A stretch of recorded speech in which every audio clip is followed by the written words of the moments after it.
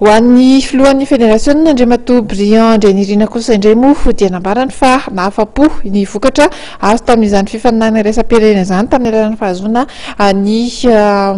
medaly volamena roa izany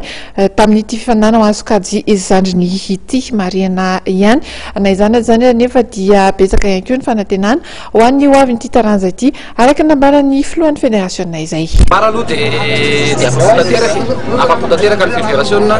afa-po tanteraka ny firenena malagasy atao hoe tsy hitako tsony tsy haiko tsony inona ny mety ho ambonimbony iny fa iny ny farany ambony iny zavatra azo mitoa zany zao dia ahoana ny mba hitazomana ny voantsika iny mba ohatran'iny foana rehefa mivoakintsika zay zany mila ezaka be zany mila fitaizana zany mila moyen be dia be ihany koa zany dikan'izay tsy maintsy manentana foana an'ireo ray aman-drenitsika zay manampy tsy tapaka zay isoraketoana ny filohampirenena mivady ny ministre sport sy ireo ministra rehetra anatin'ny gouvernement zay nanampy anay ny filohan'ny comité olympique malagasy zay nanampy tsy tapaka anay ihany koa ireo ray aman-dreny ireo zany no mifarimbona ahafahantsika mitazona an'ity vokatra ity raha hoe ny anao misimisy kokoa noho io sarotra be fa ny tazona an'io zany ny tena tsy maintsy ataontsika amin'izao. Raha lantalina le ady saika maromaro ny tonga teo ambidingana ambonimbony inona zavatra nisy ny tsy nahatonga antsika maromaro tany amin'ny famarahana fa efa tena efa eo ambaravarana daholo tsika fa ny rusiana sarotra mafy ny mihinana azy ny faratinany tena exploit nataony rusiana indroa metaona zany azo isaina amin'ny ratsan-tanana tamin'izy 2500 personnes nataony mandresy Russie indroa ataoko izy rery angambany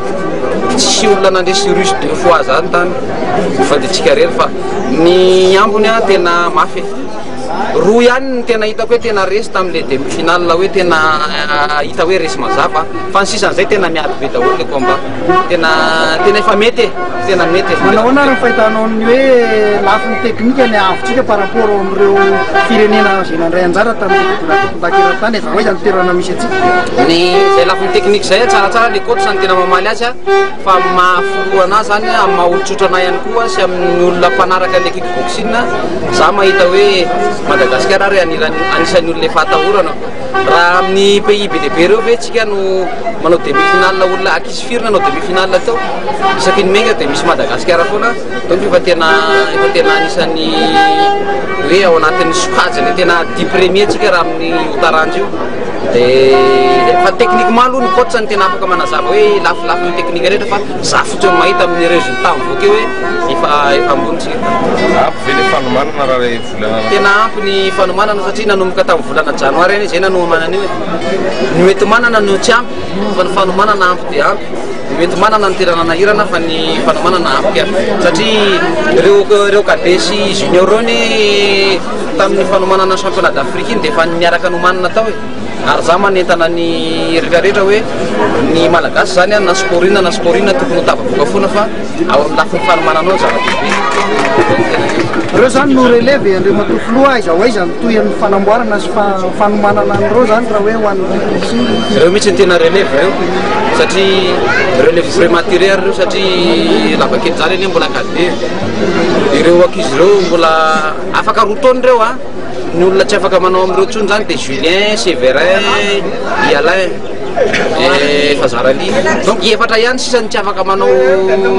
championnat du monde junior afaka roa taona satria afaka roa taona indray tsy manaraka fa ny ambon'izay mbola afaka manao daholo zany hoe mbola tanora tena tanora mbola junior reo afaka roa taona ohatrany hoe lavakely zay zany mbola afaka manana enina taona manao junior dikan'izay tena mipetrapetraka ny relève ny fédération malagasy.